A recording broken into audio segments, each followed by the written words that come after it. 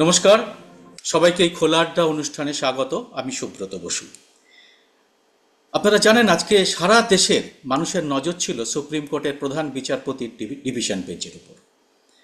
কারণ আজকে সেখানে আরজি করের সেই তরুণী চিকিৎসকের নৃশংস হত্যাকাণ্ডের দ্বিতীয় শুনানির দিন ছিল, যেখানে প্রধান বিচারপতি নির্দেশ দিয়েছিলেন সিবিআইকে তার স্টেটাস রিপোর্ট জমা করতে, এ পর্যন্ত যে যতটুকু তারা তদন্ত করেছে তার স্টেটাস রিপোর্ট দিতে, এবং সেটা নিয়ে আলোচনা হওয়ার কথা আজকে।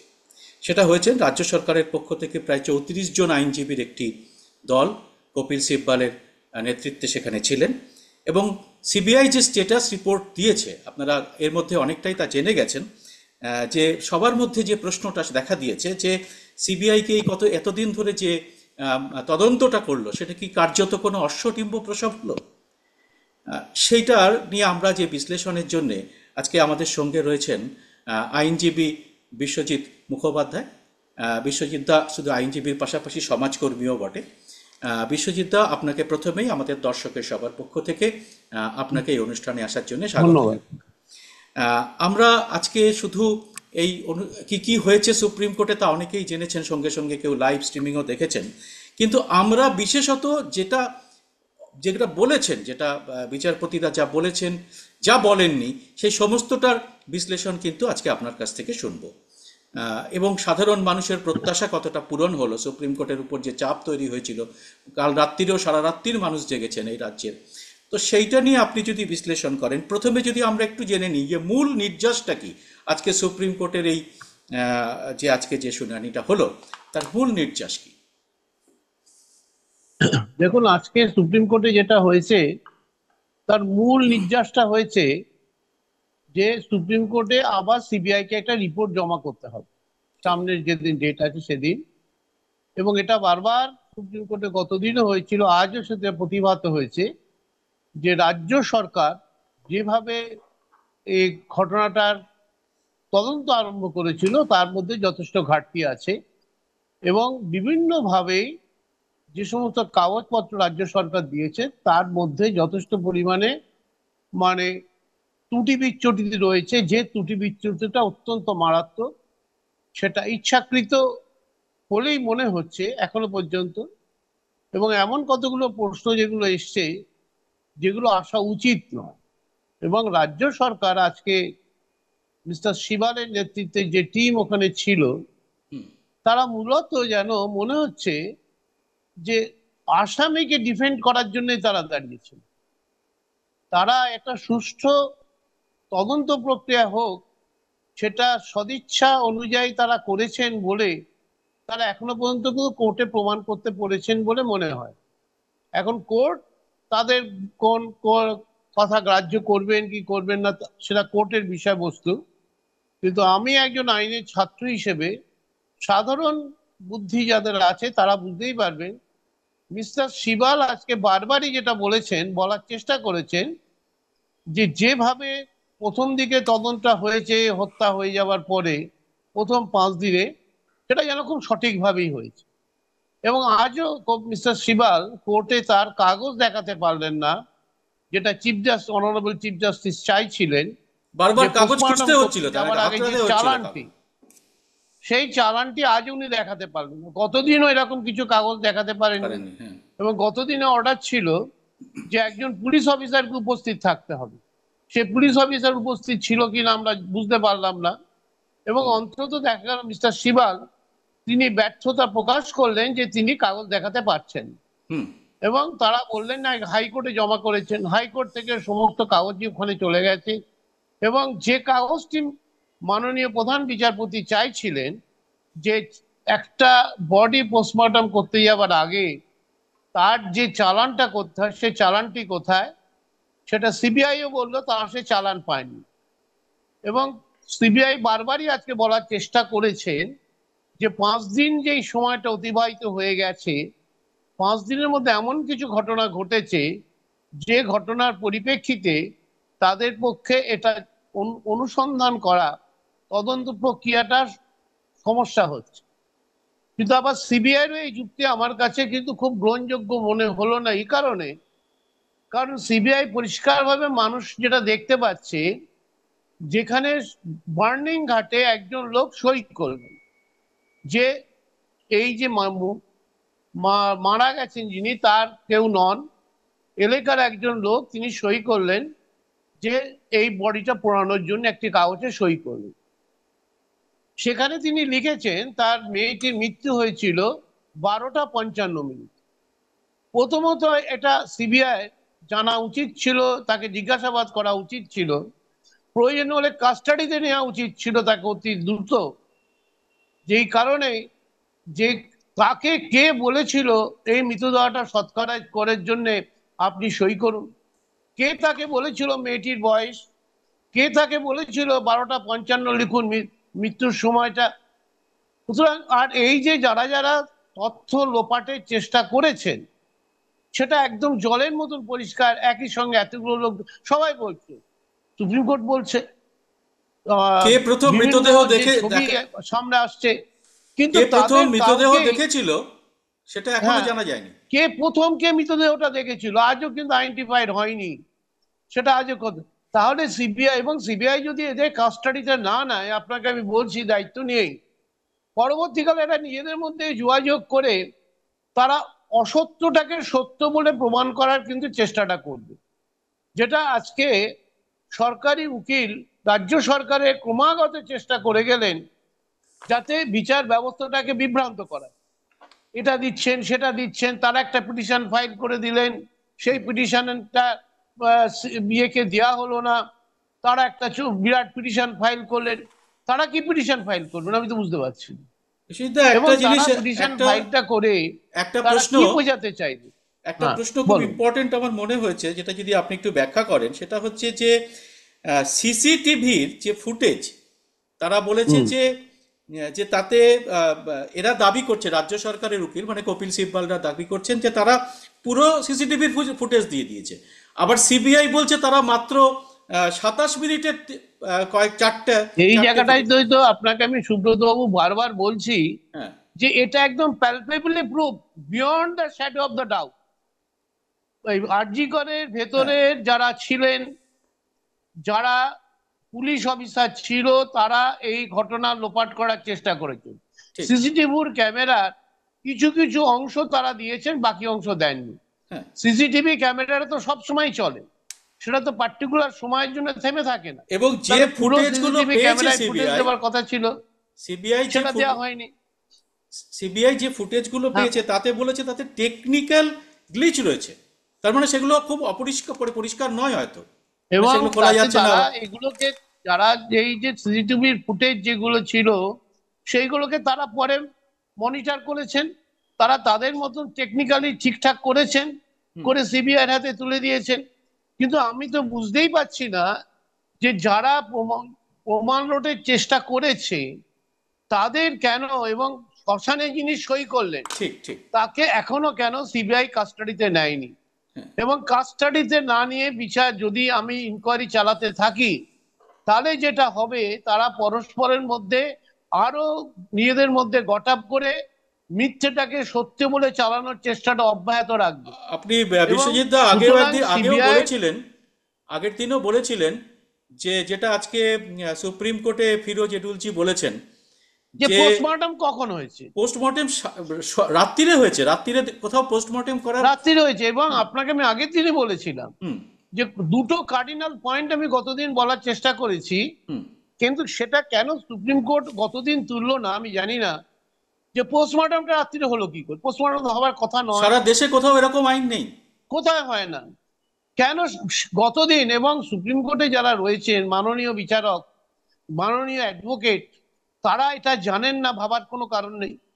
পোস্টমর্টম কি করে রাত্রিবেলায় হলো, কি করে একটা লোক সূর্যাস্তের পরে সাধারণত আমরা দেখেছি পোস্টমর্টম করা হয় না। গতদিন সুপ্রিম কোর্ট প্রশ্ন তুলেছিল যে এতগুলো টাইম, যেগুলো টাইম স্লট যেটা দেখানো হয়েছে সেটা সঠিক নয়, তারও আজকে বিশ্লেষণ পাওয়া গেল।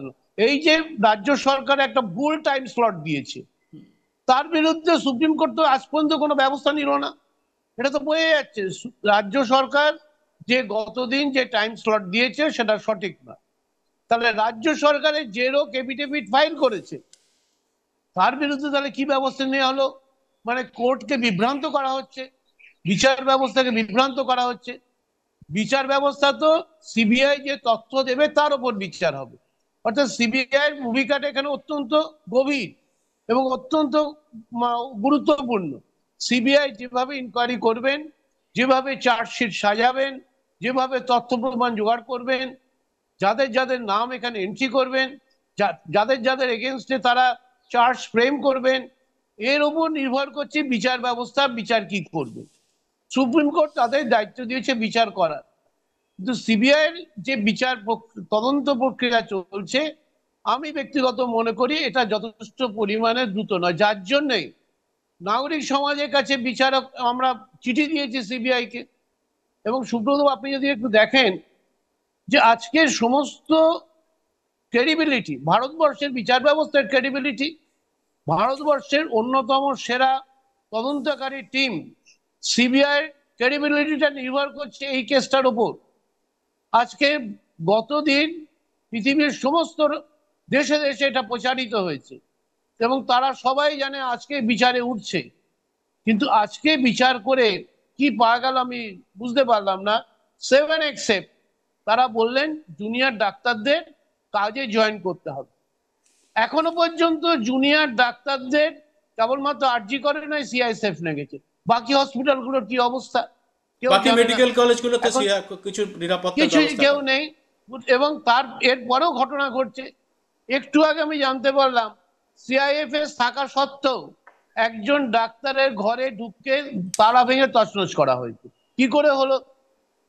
আপনি দেখুন, যারা সামান্য পথে নেমে যারা প্রতিবাদ করছে তাদের উপর শ্লীলতাহানি করা হলো। গতকাল নৈহাটিতে পুলিশ একটা লোককে অ্যারেস্ট করেছে।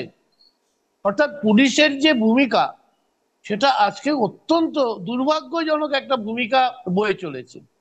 এবং আমি বারবারই মনে করছি এই পশ্চিমবঙ্গের মাটিতে, এই বাংলাদেশের মাটিতে 5টা নোবেল লরিয়েট আমরা এখানে জন্মেছেন তারা, কিন্তু তাদের কি পরিস্থিতি? সেই রাজ্যের কাজ ব্যাপার নিয়ে আজকে আন্তর্জাতিক স্তরে আলোচনা চলছে। এমন একটা রাজ্য, যে রাজ্যে রেপ হয়, মার্ডার হয়, কর্মস্থলের মধ্যে ডাক্তারকে হত্যা করা হয়, দুর্নীতি হয় মেডিকেলের মতন জায়গায়, তারপরে সেখানে তার বিচারটা সঠিকভাবে হতে পারে না। আর একটা মিস্টার সিবাল শুনেছেন যে আরজি করে নাকি কতজন লোক বিনা চিকিৎসা মারা গেছে।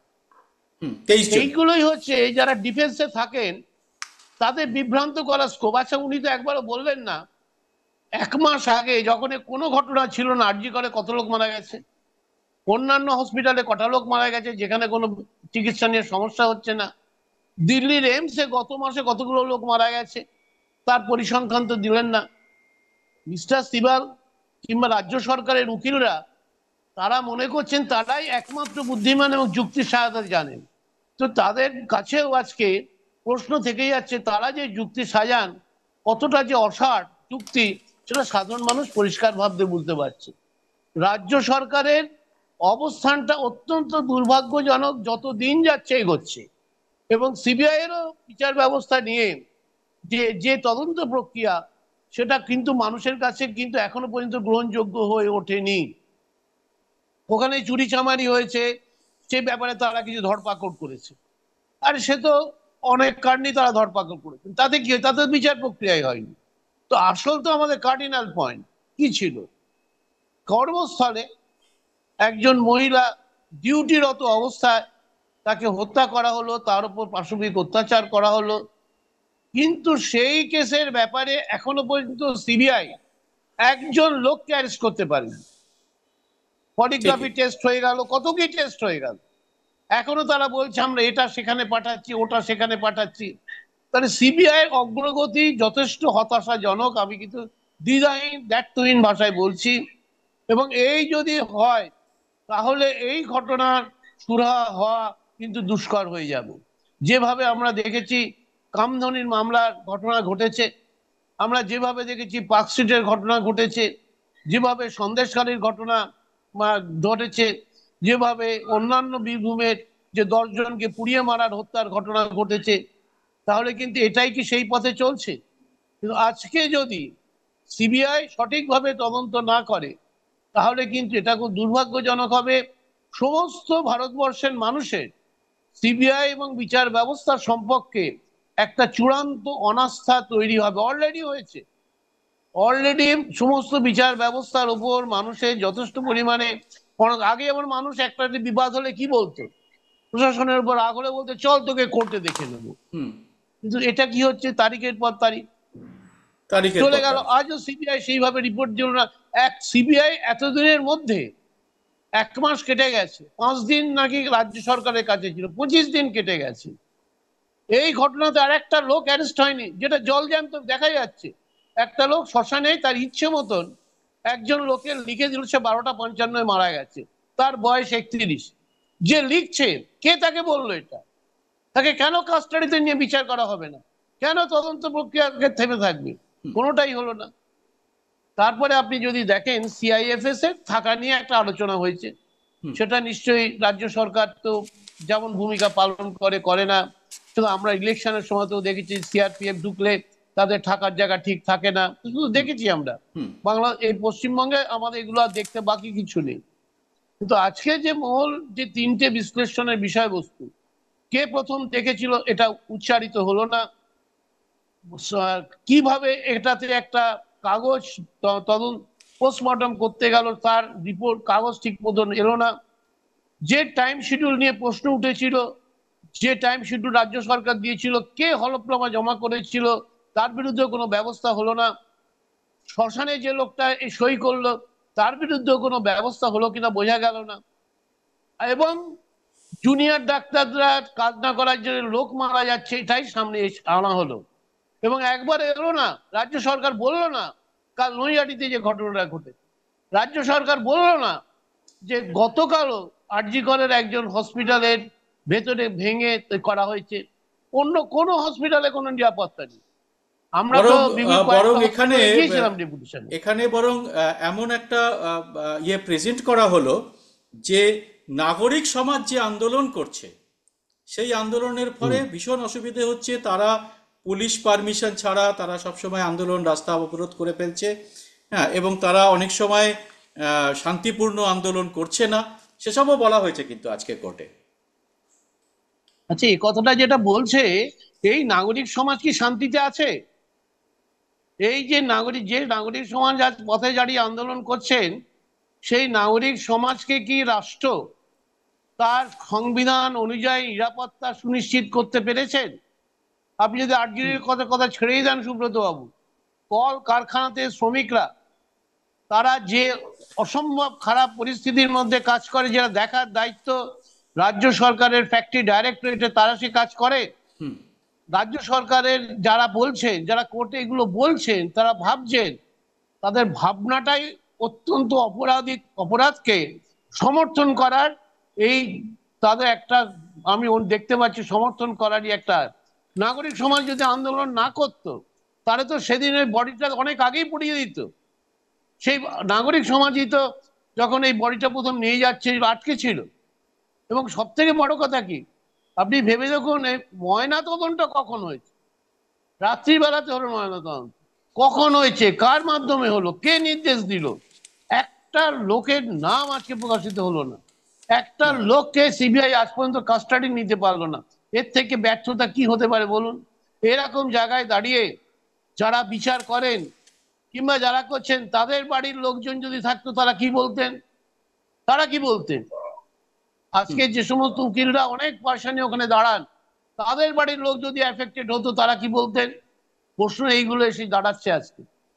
নৈহাটিতে যে ঘটনা ঘটলো, এতগুলো মেয়ের গায়ে হাত দেওয়া হলো, কত 100 বাহিনী, যে গুন্ডা বাহিনী থাকলো, পুলিশ কিছুই করলো না। এটা তো অপরাধ। একটা অ্যারেস্ট হয়েছে বলুন তো। সুতরাং আজকের সুপ্রিম কোর্টে যা ঘটনা ঘটলো এবং তার সঙ্গে আমাদের সিবিআই যে তদন্ত রিপোর্ট দিল, সেটা দুর্ভাগ্যজনক, হতাশাজনক ছাড়া আমি কিছু বলতে পারছি না। তারপরে সর্বশেষে আগামী দিন সুপ্রিম কোর্ট কি স্ট্যান্ড নেবে সুপ্রিম কোর্টের ব্যাপার, এবং রাজ্য সরকার যেভাবে এখনো তার দায়িত্বহীন ভাবে এই অপরাধগুলোকে জাস্টিফাই করার চেষ্টা করছেন, পুলিশ অ্যাকশনকে জাস্টিফাই করার চেষ্টা করছেন। সেটা দেখে মনে হচ্ছে যে লোকগুলোকে মানুষ গণশত্রু মনে করছে, যে ব্যক্তিগুলোকে, তাদের হয়েই যেন রাজ্য সরকার আর্গুমেন্ট করতে নেমেছে। মিস্টার সিবাল যেটা করেছেন, সমস্ত যাদের কেসটাকে এমন একটা এফিডেভিট ফাইল করে গুলিয়ে দেওয়ার চেষ্টা করেছে, সেটাতে সুপ্রিম কোর্ট কিভাবে সেটাকে নেবে তার ব্যাপার। আমি আরো হাই সুপ্রিম কোর্টে অনেক মামলা টামলা দেখেছি। আমার একটা মনে আছে পরিবেশগত মামলাতে কিছু অ্যাডভোকেট তারা ইন্ডাস্ট্রির হয়ে সমস্ত ব্যাপারটাকে মানে মিসরিপ্রেজেন্টেশন ফ্যাক্টস করে এফিডেভিট ফাইল করার চেষ্টা করছিল। জাস্টিস কুলদীপ সিং সুপ্রিম কোর্টে তিনি একটা অর্ডার দিয়ে বললেন কোন ইন্ডাস্ট্রি কোনো এফিডেভিট ফাইল করতে পারবে। আমরা কেবলমাত্র পলিউশন কন্ট্রোল বোর্ডের যে রিপোর্ট, সেন্ট্রাল পলিউশন কন্ট্রোল বোর্ডের রিপোর্ট আমরা চাইব, সেই রিপোর্ট যদি কেউ মনে করে যে সঠিক নয়, তারা নিশ্চয়ই করে তারা আমাদের কাছে বলতে পারে। কিন্তু ক্রমাগত এসে সুপ্রিম কোর্টের জায়গাটাকে ভারী করবে যে আমরা কিছু করিনি, তাহলে দেশের সাথে দূষণ হচ্ছে কি করে।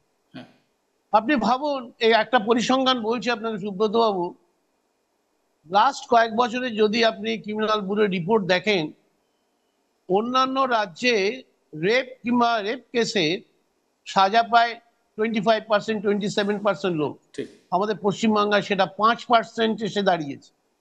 তাহলে কেন হচ্ছে বলুন তো? কারণ এখানে সবাই জেনেছে যারা ধর্ষণ করেন, যারা দুর্বিনীত, তারা বুঝিয়েছেন এটা হচ্ছে অভয় রাজ্য, অভয়ারণ্য। সুতরাং আমরা এখানে যা খুশি করতেই পারি, আমার যদি টাকা থাকে।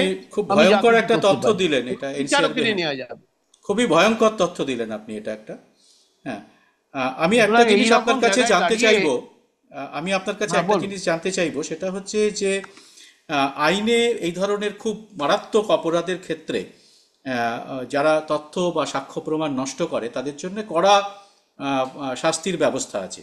আমরা প্রথম দিন দেখলাম, প্রথম সুপ্রিম কোর্টের চিফ জাস্টিসের ডিভিশন বেঞ্চের প্রথম দিনের শুনানিতে আপনি বলেছিলেন, আমরা এটা করেছিলাম খুব বড় করে, যে জাস্টিস পাদ্রিওয়ালা তিনি বলেছিলেন যে তার 30 বছরের আইনি জীবনে তিনি এইরকম তদন্ত তিনি দেখেননি।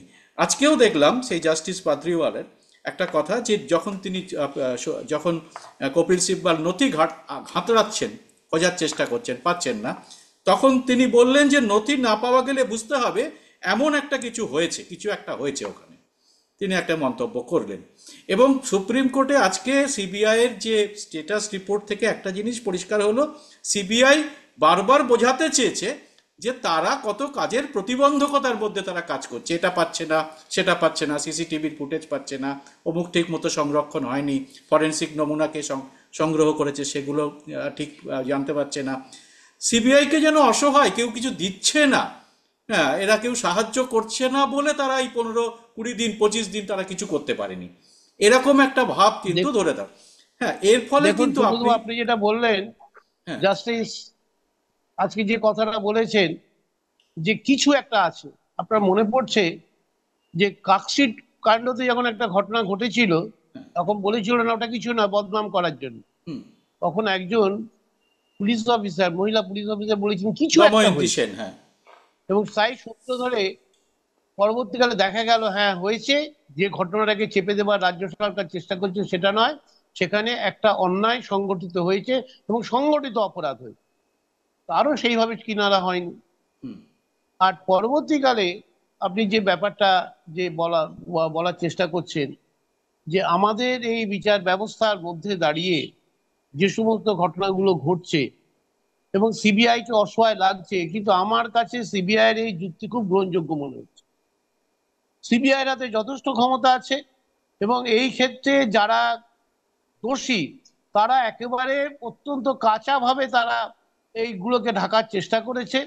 সিবিআই নিজেকে এত অসহায় ভাব দেখিয়ে তারা ওই সমস্ত তদন্ত প্রক্রিয়াটাকে নষ্ট করে দেবার এই একটা ভাবমূর্তি তারা তৈরি করছে, এটা সঠিক না।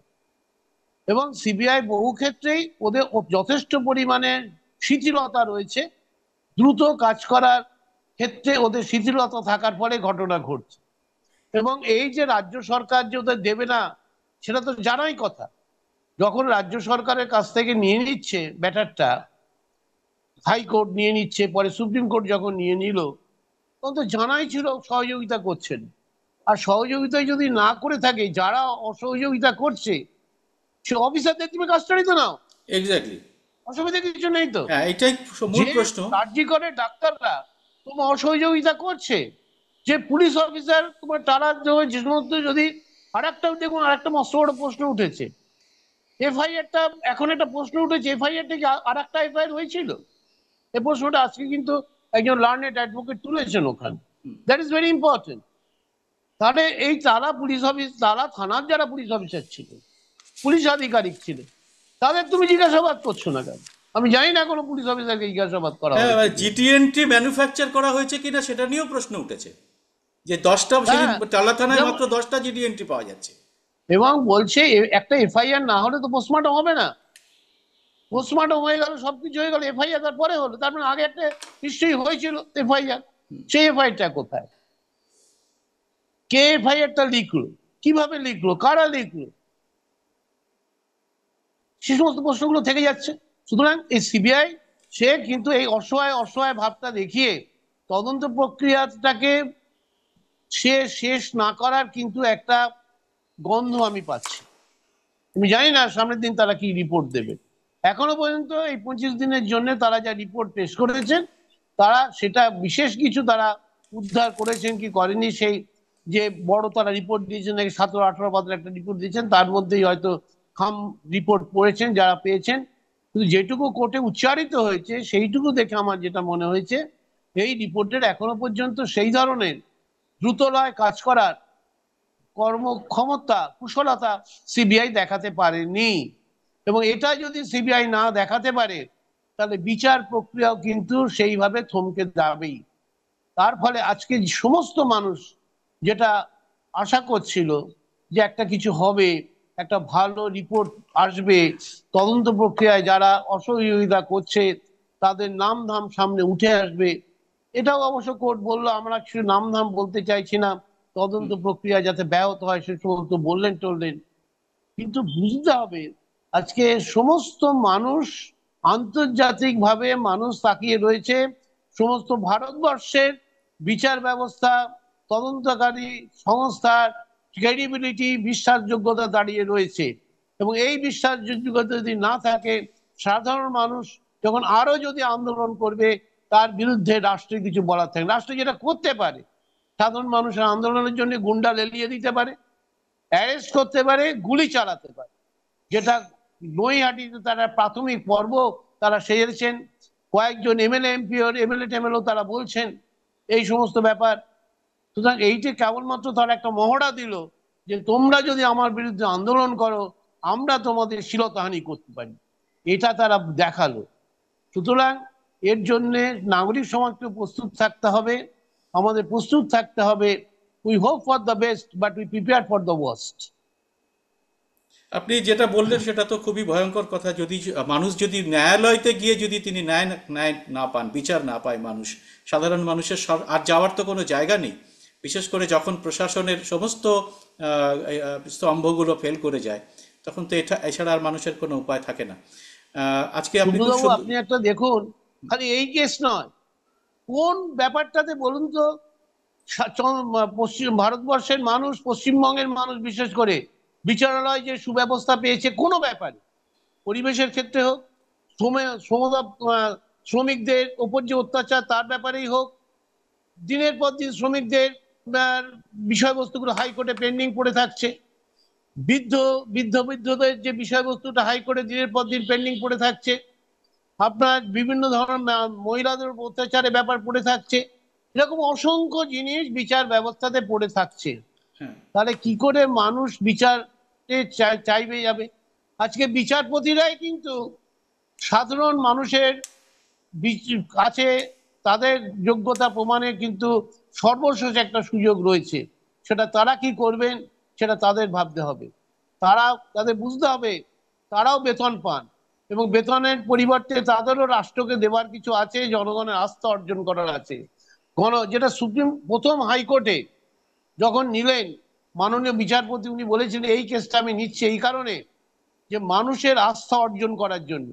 সেই আস্থায় যদি বিচার ব্যবস্থা অর্জন না করতে পারে, তদন্তকারী দলে থাকে, তাহলে তার এই ভারতবর্ষের সংবিধানও টেকে না, আর কোনো ব্যবস্থাও তো আর টিকবে না।